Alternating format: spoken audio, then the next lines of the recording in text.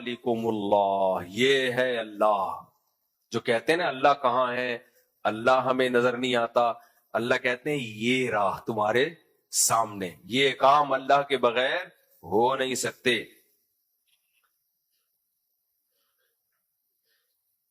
وہ کیا قدرتیں اللہ تعالی کی؟ فرمایا ان اللہ فالق الحب والنوا، دانے اور گٹھلی کو پھاڑنے والا. سائنسدان کہتے ہیں ایوالو ہوئی ہے یہ گٹھلی بھی. کیا کہتے ہیں آج کل ہمارے مسلمان ڈاکٹر بھی یہی باتیں کر رہے ہیں، ہلدی ایوالو ہو کے اس نے اپنے آپ کو اتنا بینیفیشل بنا دیا ہے. سمجھ رہے ہو؟ یہ جو خربوزہ ہے نا، خربوزہ کا لفظ کتنا اچھا ہے، یہ ایوالو ہو کے ایسا خربوزہ بنا ہے. تربوز گرمیوں میں کتنا مزے کا ہوتا ہے، یہ ایوالو ہوا ہے، یعنی ایوالو ہو کے یہاں تک آ گیا کمبخت کہ اس کے اندر بیج پیدا ہو گئے، اس بیج میں سافٹ ویئر بھی انسٹال ہو گئے. وہ بیج جب آپ زمین میں ڈالو گے تو اس سے دوبارہ ویسے ہی خربوزے کی اور تربوز کی بیل پیدا ہو جائے گی. ہر بیل کے اندر وہی بیج ہوں گے، پھر ان بیجوں کو دوبارہ ڈالو گے، وہی پروسیس. یہ بیج کے اندر ایسے سافٹ ویئر انسٹال ہو جانا یہ ایوالو ہونے کا نتیجہ نہیں ہے. یہ کوئی ماہر ہے انجینئر جس نے یہ سافٹ ویئر انسٹال کیے ہیں. یہ بہت پیچیدہ سافٹ ویئر ہے، یہ ہلکے نہیں ہے کہ لا آف چانس کے تحت کروڑوں سال میں خود بخود ڈیولپ ہو جائیں گے. یہ نہیں ہو سکتا. اور زندہ سافٹ ویئر یخرج الحی من المیت ومخرج المیت من الحی، اللہ کہتے ہیں اس بے جان سے حیات کو پیدا کر دیتا ہوں میں، زندگی کو. زندگی کو اب تک ڈاکٹر ایکسپلین نہیں کر پائے کہ زندگی نام کس چیز کا ہے، اور اس زندگی کو کہہ رہے ہیں کہ یہ آٹومیٹیکلی خود بخود بن گئی. تو اس لیے اللہ نے فرمایا ان لوگوں کی کم بختوں کی باتوں میں مت آنا. ان اللہ فالق الحب والنوا، دانے اور گٹھلی کو پھاڑنے والا. پھاڑنے کا مطلب کیا ہے کہ جو بھی اس میں سسٹم رکھا ہوا ہے، سافٹ ویئر ڈالے گئے ہیں، یہ کس نے ڈالے ہیں؟ اللہ نے. کیسے عجیب سافٹ ویئر ہیں. زمین میں کچھ بھی ڈالو زمین کھا کے ختم کرتی ہے، بیج ڈالو گے تو کھا کے ختم ہونے کے بجائے گرو کرنا شروع کر دے گا. وہ فرمایا وَمُخْرِجُ الْمَيِّتِ مِنَ الْحَيِّ، زندہ کو مردہ سے، مردہ کو زندہ سے نکالتا ہے. ذالکم اللہ، یہ ہے اللہ. ذالکہ عربی میں ہاتھ سے اشارے کے وقت یہ لفظ استعمال ہوتا ہے. ایتھیس کہتے ہیں نا ہمیں خدا نظر نہیں آتا، اللہ کے بتاتا کیوں نہیں ہو کہ میں ہوں، خود بول دینا ہمارے سامنے آ جائے ہم دیکھ لیں اس کو. تو اللہ کہتے ہیں دیکھنے کی کیا ضرورت ہے، اتنی نشانیاں نظر آ رہی ہیں تو اب وہ ایسے ہی ہے. ذالکہ یہ ہے، دیکھو یہ بالکل ایسے ہی ہے. کوئی کام نظر آ رہا ہو، کام کرنے والا نہ مل رہا ہو. اب آپ کسی کو بتا رہے ہیں یار تمہارے بیٹے نے یہ کیا، تمہارا بیٹے نے، وہ کہہ رہے ہیں میرا تو کوئی بیٹا ہے ہی نہیں. تو پھر آپ اس کی تباہ کاریاں یا کلاکاریاں لے جا کے دکھاؤ، بولے یہ ہے تمہارا بیٹا. تم جھوٹ بول رہے ہو. یہ پھر کس نے کیا ہے؟ یہاں تو تمہارے بچے کے علاوہ کوئی بیٹھا ہوا ہی نہیں تھا. آپ کہہ رہے ہو میرے بیٹے نے نہیں کیا، تو کیمرے میں دیکھ لو تمہارے بچے کے علاوہ کوئی بھی نہیں تھا. تو یہ جو کام ہوا ہے یہ پھر کس نے کیا ہے؟ یہ لاک توڑا کس نے ہے؟ چوری کس نے کی ہے؟ عامل تو کہتے کہ جن چڑیل بھوت نے کی ہے. جس کے گھر میں چور نہ پکڑا جا رہا ہونا اور عامل کہ جن چوری کر رہے ہیں، تو یا تو عامل خود چوری کروا رہا ہے یا خود آپ کے اپنے گھر کا چور ہے. جن لاکر توڑ کے چوری نہیں کرتے. آگے چلو میرے بھائی، جب بھی موقع ہے کہ اللہ تعالیٰ فرماتے ہیں کہ عیسیٰ علیہ السلام کو اللہ نے معجزے دیے تھے. تو یہ معجزے اللہ کی طاقت اور قدرت ہیں، حضرت عیسیٰ کا کمال نہیں ہے. وہ کیا کیا معجزے تھے؟ اذ ایدتک بروح القدس، اللہ نے جبریل کے ذریعے آپ کو طاقت دی. تکلم الناس فی المہد وکہلا، ماں کی گود میں بھی آپ نے کلام کیا اور ادھیڑ عمر میں بھی کلام کریں گے. اس میں بھی حضرت عیسیٰ کی زندگی کی طرف اشارہ ہے. حضرت عیسیٰ تو جوانی میں اٹھا لیے گئے تھے، ابھی آپ پر کہولت کی عمر، جو ادھیڑ عمر کہتے ہیں نا، پکی عمر، وہ ابھی آئی نہیں تھی. تو یہ بھی حضرت عیسیٰ کا معجزہ ہے کہ ادھیڑ عمر میں بھی وہ لوگوں سے کلام کریں گے. تو یہ اشارہ ہے کہ ابھی نازل ہوں گے قرب قیامت میں. اور اذ تخلق من الطین کہیئۃ الطیر اچھا یہ بھی اب دیکھو، وَإِذْ عَلَّمْتُكَ الْكِتَابَ، بہت امپورٹنٹ آیت، اے عیسیٰ میں نے تجھے کتاب سکھائی، والحکمہ، حکمت کی باتیں سکھائیں جو حضرت عیسیٰ کی حدیثیں تھیں، والتوراۃ والانجیل، میں نے تورات بھی سکھائی اور انجیل بھی سکھائی۔ سوال پیدا ہوتا ہے، تورات بھی سکھا دی، انجیل بھی سکھا دی، حکمت کی باتیں بھی سکھا دی، تو کمپلیٹ ہو گیا نا؟ تو ایک کتاب سے کیا مراد ہے؟ یہاں علماء اس طرف گئے ایک جماعت کہ الکتاب سے مراد قرآن مجید ہے، کیونکہ حضرت عیسیٰ قرب قیامت میں نازل ہوں گے تو فیصلہ کس پہ کریں گے؟ بولو، قرآن مجید پہ فیصلہ کریں گے۔ تو اللہ نے آپ کو قرآن کا علم پہلے سے دیا ہے، اور قرآن کا علم مکمل نہیں ہوتا حدیث جانے بغیر۔ تو اس قرآن کا علم میں حدیث خود بخود آ گئی، اور قرآن اور حدیث کے بعد جب تک تفقع نہ ہو، خاص فقہی بصیرت نہ ہو، یہ بھی حدیث سے ثابت ہے، تو وہ جب تک وہ فقہی بصیرت نہیں ہوگی قرآن حدیث سمجھ میں نہیں آتا۔ تو اس کو کہتے ہیں مجتہد، جس میں قرآن و حدیث کا علم بھی پراپر ہو اور قرآن و حدیث سمجھنے کی صلاحیت بھی ہو۔ اس کے لیے کیا ٹرم ایجاد کی گئی ہے؟ مجتہد۔ تو اس سے صاف پتہ چلتا ہے کہ حضرت عیسیٰ ابن مریم مجتہد ہوں گے۔ اب ہمارے اہل حدیث بھائی یہاں سوال کرتے ہیں کہ اگر فقہ حنفی پہ چلنا ضروری یا فقہ شافعی پہ چلنا ضروری، تو عیسیٰ علیہ السلام جب نازل ہوں گے تو وہ حنفی ہوں گے یا شافعی ہوں گے؟ سمجھ رہے ہو؟ اس کا جواب یہ ہے کہ وہ مجتہد ہوں گے، وہ کسی کی تقلید نہیں کریں گے۔ لیکن ہمارے لیے مسئلہ آسان ہوگا، ہم پہلے ابو حنیفہ کی تقلید کرتے تھے، ان کو چھوڑ کے ہم کس کی تقلید کریں گے؟ حضرت عیسیٰ علیہ السلام کی، کیونکہ ان کا مجتہد ہونا تو منصوص ہے۔ آپ کے لیے مسئلہ کھڑا ہوگا، پہلے آپ مجتہدین کی پہلے بھی تقلید نہیں کرتے تھے، اور عیسیٰ علیہ السلام کے نازل ہونے کے بعد بھی تقلید نہیں کرو گے، تو عیسیٰ علیہ السلام نہیں چلنے دیں گے آپ کو۔ وہ اس وقت اتنے چینل نہیں ہوں گے کہ یہاں سے ایک آدمی قرآن حدیث کی تشریح میں 8 رکعت تراویح، یہاں سے قرآن حدیث کی تشریح میں دوسرا چینل 20 رکعت تراویح، یہاں سے قرآن حدیث کی تشریح میں تراویح نہیں ہے سرے سے، وہاں سے ایک چینل 3 طلاقیں 1، وہاں سے 3 طلاقیں 3، وہاں سے زور سے آمین آہستہ آمین۔ حضرت عیسیٰ کہیں گے کہ جب مجھے قرآن کا علم اللہ نے دیا ہے اور قرآن حدیث کے بغیر ممکن ہے نہیں، اور قرآن و حدیث کے لیے تفقع اور بصیرت، اجتہادی صلاحیت بھی چاہیے سمجھنے کے لیے، یہ بھی حدیث سے ثابت ہے، تو یہ ساری چیزیں مجھ میں موجود ہیں، تو ٹھیک سیدھے طریقے سے مجھے فالو کرنا پڑے گا، میں اسلام ہی بتاؤں گا، اس کے علاوہ کچھ بھی نہیں بتاؤں گا۔ تو جو میں کہہ دوں حلال، اس کو حلال ماننا پڑے گا، جو میں کہہ دوں گا ناجائز، اس کو ناجائز ماننا پڑے گا۔ تو ہم ابو حنیفہ رحمہ اللہ کی تقلید چھوڑ کر ان سے بڑے مجتہد آ گئے تو ان کی تقلید کر لیں گے۔ تو مقلدین کے لیے نہ اب مسئلہ تھا نہ اس وقت مسئلہ ہوگا، بیچارے غیر مقلدین کے لیے اب بھی بڑا مسئلہ ہے، اور اس وقت تو بہت بڑا مسئلہ ہو جائے۔ اب کیوں مسئلہ ہے؟ اس لیے کہ بہت سارے لوگوں کی ان کو تقلید کرنی پڑتی ہے، وہ ایک الگ مسئلہ، وہ الگ مسئلہ، وہ الگ مسئلہ، وہ الگ مسئلہ، تو وہ پھر ایک کو پکڑ کے بیٹھ جاتے ہیں عام طور پر۔ اچھا میرے بھائی آگے چلتے ہیں ہم جلدی جلدی۔ تو حضرت عیسیٰ علیہ السلام کے معجزے، تو کتاب کا علم بھی، تورات کا علم بھی، انجیل کا علم بھی، اور حکمت کی باتیں الگ۔ وَإِذْ تَخْلُقُ مِنَ الطِّينِ كَهَيْئَةِ الطَّيْرِ، حضرت عیسیٰ مٹی سے پرندہ بناتے اور اس میں پھونک مارتے وہ پرندہ بن کے اڑنے لگتا۔ اچھا دیکھو، اللہ نے قرب قیامت میں حضرت عیسیٰ کو کیوں رکھا ہے نزول کے لیے؟ وجہ اس کی شاید یہ معلوم ہوتی ہے کہ ہر پیغمبر جو جس بھی زمانے میں آتے ہیں نا، ان کو اس حساب سے معجزے دیے جاتے ہیں۔ آج کل دور ہے سائنس کا، مادہ پرستی اتنی زیادہ ہے کہ خدا کے انکار کے لیے بھی نا سائنسی نظریات گڑھے جا رہے ہیں کہ یہ خدا نہیں بنا سکتا، اس کی یہ لاجک ہے، چاہے وہ صحیح ہو غلط ہو، بہت دفعہ غلط لاجک ہوتی ہے، کیونکہ یہ سمجھ میں نہیں آ رہا اللہ نے کیسے بنا دیا۔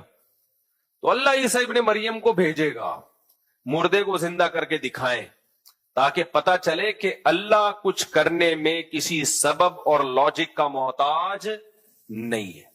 کوڑ کے مریض یا جو پیدائشی نابینا ہو، اس کو نئی بینائی مل سکتی، اس کو آپ پیدائشی نابینا کی آنکھیں لے آیا کرتے تھے، تو یہ سارے معجزے اللہ نے عیسیٰ علیہ السلام کو دیے جو سائنس کو چیلنج کریں گے. ہم آگے چلتن ہے, اسی میں گزارا کرو بھائی. اپنے بیٹوں کو بولو, تم نے اپنے بیٹوں کو پہلے سے سکھا دو, ان بیٹیوں کی ذمہ داری بھی تم نے اٹھانی ہے میرے بات, سمجھ رہے ہو؟ بچپن سے ہی اپنے بیٹوں کو اپنی بیٹیوں پہ خرچ کرنا سکھاؤ, بچپن سے سکھاؤ کہ تم نے ان کے لیے تحفے بھی لا کے دینے ہیں, ان کے لیے اب تو نے کما لیا نا, تیری تنخواہ آ رہی, عید کے کپڑے تو اپنی بہنوں کے بنا کے دے گا. مرد کماتا ہوا اچھا لگتا ہے, کھلاتا ہوا, عورت کھاتی ہوئی اچھی لگتی ہے. پھر سیکولر لوگ بولتے ہیں بھکاری بنا رہے ہو. بھکاری نہیں بنا رہے, ہمیشہ سے مرد عورتوں کو کھلاتے آئے ہیں, اس کے باوجود عورتوں نے گھروں میں عزت کے ساتھ حکومت کی ہے, عزت کے ساتھ نہیں ہے. ہمارے باپوں نے ہماری ماں کو کھلایا, تو کبھی ہماری ماں کو یہ نہیں آیا کہ بھکارن ہے معاذ اللہ کوئی. ہمیشہ سے ایسا ہی ہوتا ہے, مرد کھلاتے ہیں, عورت کھاتی ہے, اس سے دونوں کا ریلیشن بھی بنتا ہے. اور اگر مرد غیرت لیس ہے تو بجائے جاب کرنے کے اس مرد سے جان چھڑاؤ, ایسے آدمی سے شادی کرو جو غیرت والا ہو. بعض دفعہ ہوتا ہے کہ مرد کما کے کھلا ہی نہیں رہا, عورت مجبور ہوتی ہے, مجھے فون کرتی ہے میں جاب کر رہی ہوں, میری میاں نہیں, وہ جاب ہی نہیں کرتے, پڑے رہتے ہیں. تو بھئی ایسے میاں سے پھر میاں لیس زندگی کیا ہے, بہتر ہے. تو میاں لیس بنو اور کسی غیرت مند کی دوسری تیسری چوتھی بیوی بن جاؤ, وہ زیادہ بہتر ہے. تو جب کما ہی نہیں رہا, کھلا ہی نہیں رہا, ذمہ داری پوری نہیں کر رہا, تو کس کام کا آدمی ہے وہ؟ ہم جلدی جلدی بس آیتیں مکمل کرتے ہیں. تو یہاں اللہ نے کیا حکم دیا, لا تحرموا طیبات ما احل اللہ لکم. اللہ نے جو پاکیزہ چیزیں حلال کی ہیں ان کو حرام مت کرو. وہ حلال کرنے میں بھی حکمت ہے, بلا وجہ حلال نہیں کر دی اللہ نے. اب دیکھو, ہم اگر حلال چیزیں کھانا چھوڑ دیں تو جن لوگوں کا حلال کا بزنس ہے وہ بزنس بھی تو بیٹھے گا نا, کیا خیال ہے؟ تو اللہ نے ایک دوسرے سے ہم سب کو جوڑا ہوا ہے. تفریح پہ لوگ جاتے ہیں, لوگ کہتے ہیں مولانا لوگ تفریح کر رہے ہیں. بھائی دنیا میں سورس آف انکم کا بہت بڑا ذریعہ کیا ہے؟ تفریحی مقامات. یہی ختم ہو جائیں آپ کے ملک کی ارننگ ختم. دنیا میں کتنے ملک ہیں جو صرف ٹورزم پہ ترقی کی ہے انہوں نے. تو یہ تفریح کا جواز بھی قرآن مجید سے ثابت ہے. یعقوب علیہ السلام کے بیٹے اپنے بھائی کو تفریح کے لیے جنگل میں لے گئے تھے نا, ارسلہ معنا غدا یرتع ویلعب. ابا اس بھائی کو ہمارے ساتھ بھیج دو, کل ہم جنگل میں جا رہے ہیں, کھائیں گے پیئیں گے. تو جنگل میں جانا سورہ یوسف سے ثابت ہو گیا کہ نہیں ہو گیا؟ تو میں جنگل میں گیا تھا, تو اس پہ اعتراض کا حق نہیں بنتا. آگے چلو, آگے قرآن مجید کہتا ہے, پھر وہی مسیحی برادری سے خطاب ہے. زندگی کے دو پہلو ہیں, ایک انسان کی مادی زندگی ہے اور ایک انسان کی روحانی زندگی ہے. روحانی زندگی سے میری مراد کیا ہے؟ جانوروں میں اچھے اور برے اعمال والے نہیں ہوتے, سچے اور جھوٹے نہیں ہوتے, پاک اور ناپاک نہیں ہوتے, وفادار اور بے وفا نہیں ہوتے, بہادر اور بزدل نہیں ہوتے. جو جیسے ہیں وہ ویسے ہی رہتے ہیں ہمیشہ. غیرت مند اور غیرت لیس نہیں ہوتے. انسان کی زندگی کے دو پہلو ہیں, ایک جسمانی زندگی ہے, ایک مادی زندگی ہے, اور دوسرا کیا ہے اس کی زندگی کا؟ روحانی پہلو. جو روحانی زندگی ہے اس میں بھی اس کو نیچر کو فالو کرنا ہے. مادی زندگی میں نیچر نے خود ہی آپ کو, نیچر اکثر جگہ پہ سکھا دی ہوتی ہے, جہاں آپ کو ڈاؤٹ ہوتا ہے ماں باپ یا ڈاکٹر سکھا دیتے ہیں آپ کو. لیکن روحانی زندگی, قرآن کا یہ دعویٰ ہے کہ اللہ کے سکھائے بغیر انسان نہیں سیکھ سکتا. انسان کو روحانی طور پر, عملی طور پر نیچر کو فالو کرنے کے لیے خدائی احکام کا پابند رہنا پڑے گا. اللہ کے سوا اسے کوئی نہیں بتا سکتا کہ فطرت کا راستہ کون سا ہے. انسان نہیں فیصلہ کر سکتے اس میں. اگر انسان فیصلہ کریں گے نا کہ نیچر کیا ہے عمل کے لحاظ سے, جسمانی زندگی کی بات نہیں کر رہا میں, روحانی زندگی کی بات کر رہا ہوں. دیکھو میں اس کو آسان زبان میں سمجھاتا ہوں. ہم جب کہتے ہیں یہ میرا گدھا بہت اچھا ہے, کیا مطلب؟ لوڈ زیادہ اٹھا لیتا ہے, یہی مطلب ہے نا اس کا. یہ میرا کتا بہت اچھا ہے, کتے کا مطلب بہت اچھا کیا ہے؟ جو جیسے کتوں میں جو صفات ہوتی ہیں اس میں تھوڑی سی زیادہ ہے, اس میں کتا پن تھوڑا سا کیا ہے؟ زیادہ ہے یا تھوڑا کم ہے؟ یہی ہوگا نا. تو لیکن انسان کے جب ہم کہتے ہیں اچھا ہے تو اس کا بہت وسیع مطلب ہوتا ہے. کس لحاظ سے اچھا ہے؟ کیریکٹر کا اچھا ہے، سخاوت، کنجوس نہیں ہے، غیرت مند ہے، اور خوشامدی نہیں ہے. رسپیکٹ کرنا الگ چیز ہے، خوشامد الگ چیز ہے. دونوں دیکھنے میں ایک جیسی چیزیں لگتی ہیں. استغنا پسندیدہ چیز ہے، تکبر بری چیز ہے. دیکھنے میں دونوں کیا ہیں؟ ایک جیسے، لیکن ایک انتہائی درجے کی بری چیز اور ایک انتہائی درجے کی پسندیدہ. استغنا کا مطلب لالچ نہیں ہے، تکبر کا مطلب دوسرے کو آپ کمتر سمجھ رہے ہو. تو یہ ساری کوالٹیز اچھی یا بری صرف انسانوں میں پائی جاتی ہیں، جانوروں کے یہ بحث سرے سے ہے ہی نہیں.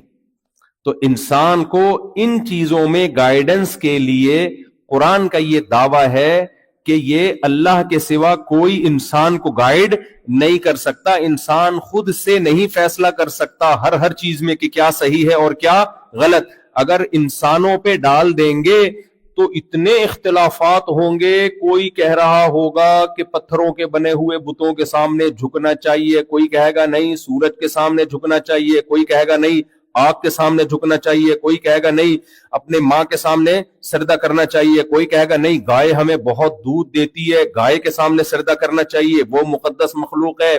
کوئی کہے گا نہیں ہمیں بندروں کی عبادت کرنی چاہیے، کوئی کہے گا ہمیں کسی کی عبادت کرنی ہی نہیں چاہیے. کوئی کہے گا خدا ہے، کوئی کہے گا خدا نہیں ہے. کوئی کہے گا فیملی سسٹم ہونا چاہیے، شادی بیاہ کا رواج ہونا چاہیے، بچے ہونے چاہیے. کوئی کہے گا نہیں گرل فرینڈ بوائے فرینڈ کا سسٹم ہونا چاہیے. کوئی کہے گا نہیں ہومو سیکسولیٹی ہونی چاہیے. اتنی آرا، اتنی رائے. کوئی کہے گا شراب لیگل ہونی چاہیے، کوئی کہے گا شراب انلیگل ہونی چاہیے. کوئی کہے گا ماں باپ کو گھر میں رکھ کے ان کے قدموں میں جنت تلاش کرنی چاہیے. کوئی کہے گا نہیں بوڑھے ہو جائیں تو گورنمنٹ کے حوالے کر دینا چاہیے، اولڈ ہاؤس میں جمع کرا دینا چاہیے. اتنی رائے مختلف. کوئی کہے گا داڑھی رکھنا چاہیے، کوئی کہے گا نہیں رکھنا چاہیے. کوئی کہے گا میرا رائٹ ہے کہ میں مرد بنوں یا عورت بنوں، میں کتا بنوں میں بلی بنوں. کوئی کہے گا نہیں یہ رائٹ مرد کے پاس عورت کے پاس نہیں ہونا چاہیے. اتنی اختلافات، اتنی رائے، اتنی آرا، اور ہر شخص اپنی رائے دوسرے پہ تھوپے گا. تو مجھے بتاؤ انسان کو سیدھا راستہ کہاں سے ملے گا پھر؟ وہ کیسے؟ کیا آپ کے پاس معیار کیا ہے کہ آپ اس کرائٹیریا کیا ہے اس کو سامنے رکھ کر آپ انسانوں کے لیے ایک راستہ متعین کریں کہ یہ سیدھا ہے اور یہ غلط؟ کیونکہ جو راستہ بتائے گا انسان بتائے گا، اور انسان کو انسان کی رائے سے اختلاف کا پورا حق ہے. تو فیصلہ کون کرے گا؟ جب انسان لڑتا ہے تو فیصلہ چھوٹوں سے کرواتا ہے، اپنے جیسوں سے کرواتا ہے، یا بڑوں سے کرواتا ہے؟ بڑوں سے کرواتا ہے نا. تو انسان سے بڑا کون ہے؟ کوئی ہے اس کائنات میں؟ مجھے ایک بات بتاؤ نا، سیدھا راستہ کیا ہے، فطرت کا راستہ کیا ہے، اور غلط راستہ کیا ہے؟ کیا ساری دنیا کے سارے انسان اس پر متفق ہیں بھائی؟ کوئی ایک رائے ہے جس پہ سب متفق ہوں؟ اگر متفق ہوتے تو پھر تو مسئلہ ہی نہیں تھا.